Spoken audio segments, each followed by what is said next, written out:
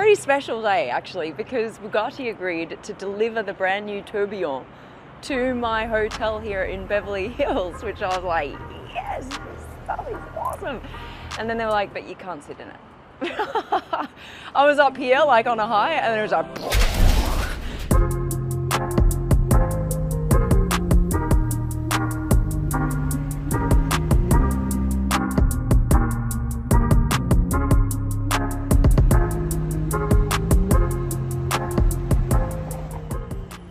by the way, if you want to find the sexiest, coolest cars in the world, go to sbxcars.com. That's where they all are. That is my brand new auction platform. It's all online, so you can literally buy and sell any beautiful car from your computer at home.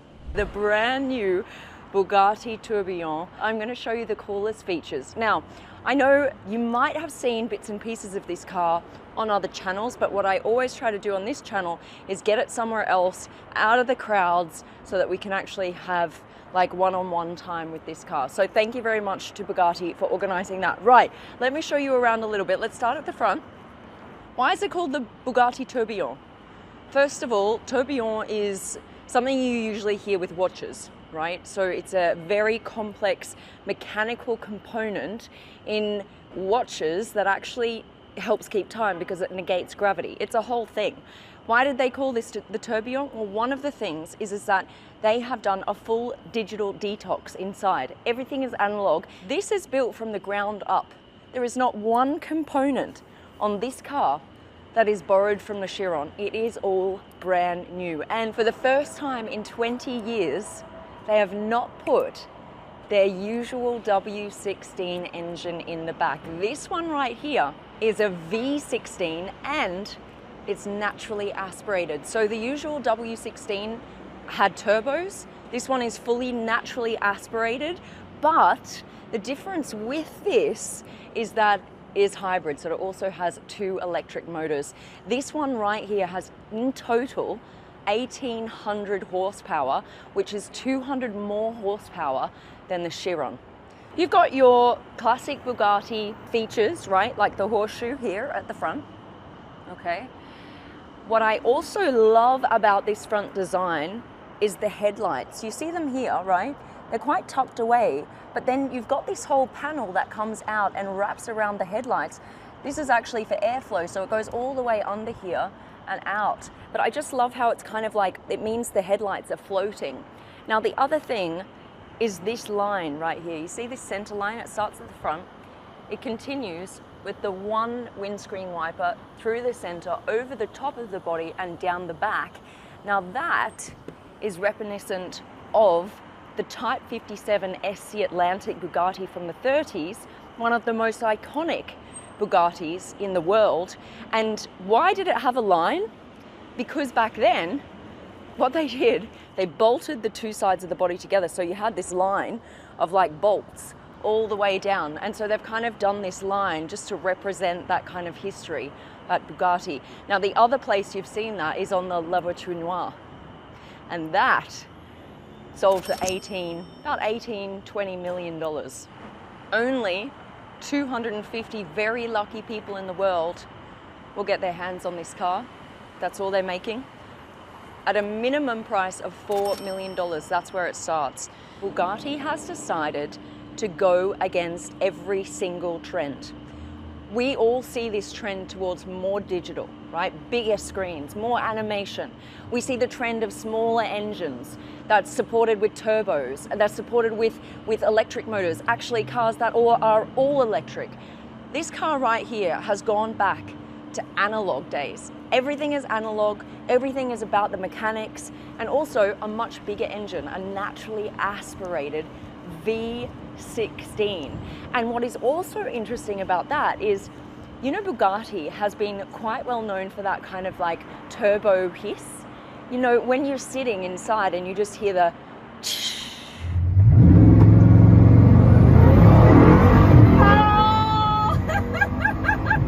that's quite a well-known Bugatti sound. You're not going to get that with this car. This is all naturally aspirated. You're going to get like the raw thunder from the engine, and then because of the electric motors that it does have, you're going to get a little bit more power and a little bit more Lamborghini just came out with the Temerario. They've always had a naturally aspirated V10.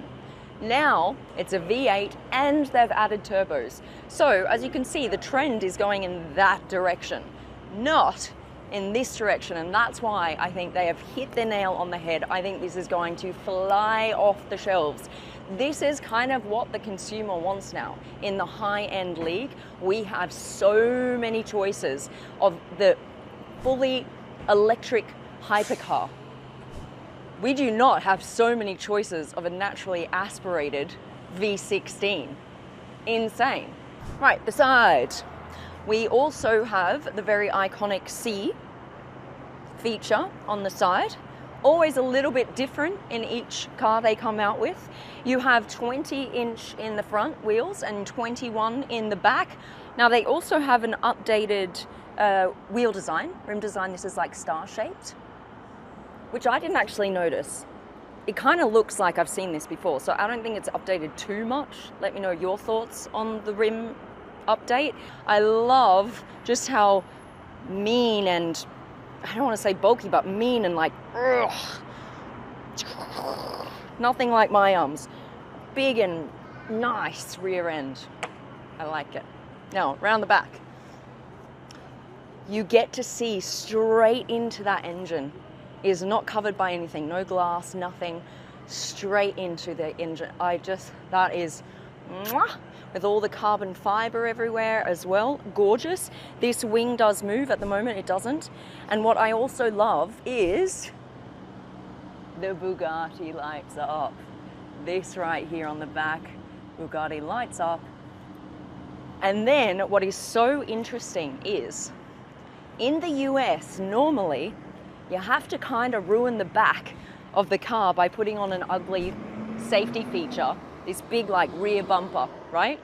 It's gross. No one wants to do it. What Bugatti have done is like, I'm going to work it into the design. So what they've done is they've made this huge rear diffuser and it doubles as that safety bumper. So now you don't have to add the ugly big thing on the back. It's just worked into the design. And I think it's gorgeous. It adds even more of that mean look to the rear. Now, what I've been waiting for years, what I've been talking to Bugatti about for years, is this right here. I was like, make it happen. Are you ready? Check this out.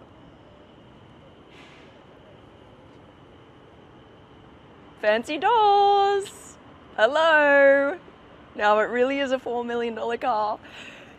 The Chiron just had normal doors. And I'm like, no, you gotta have doors that go up.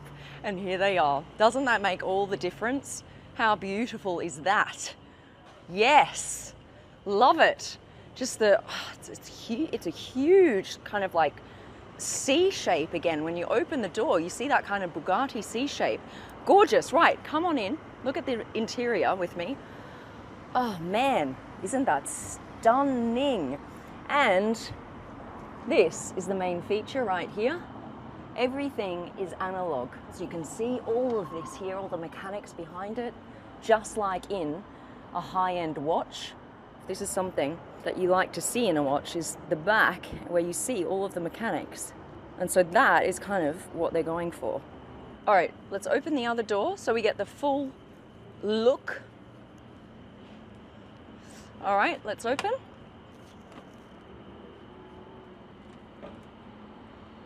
Beautiful, absolutely stunning. Okay, now here, what is the coolest feature is this. So just the outer wheel moves around the center dial, which I think is a very cool feature, Frank. Very, very cool.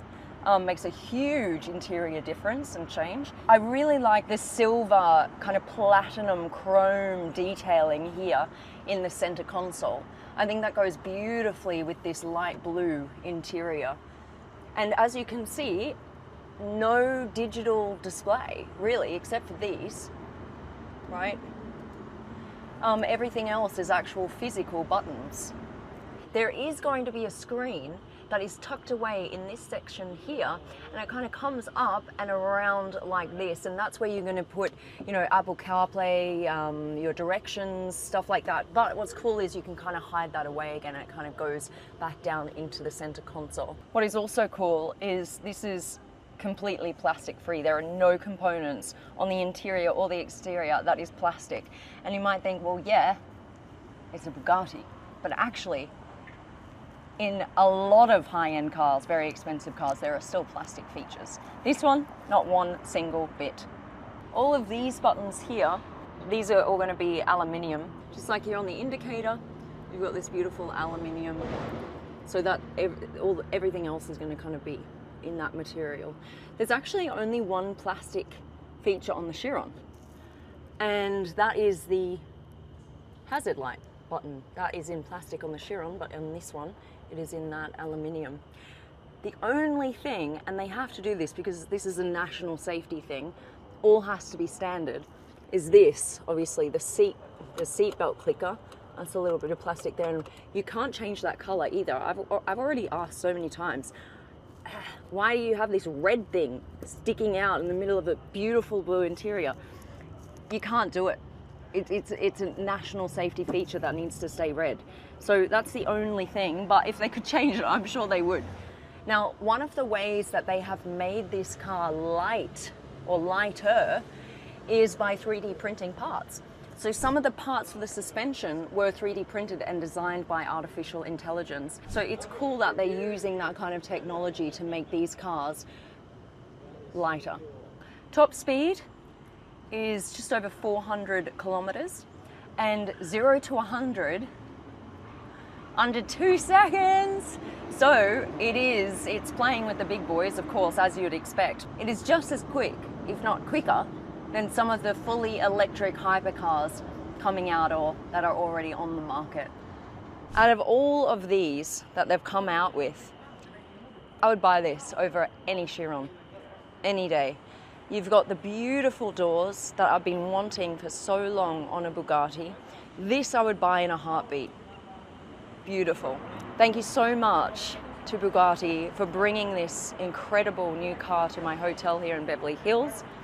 Frank, head of design at Bugatti. Hello. Thank you very much for having me. Well, it's so cool to have you here. You did a freaking amazing job.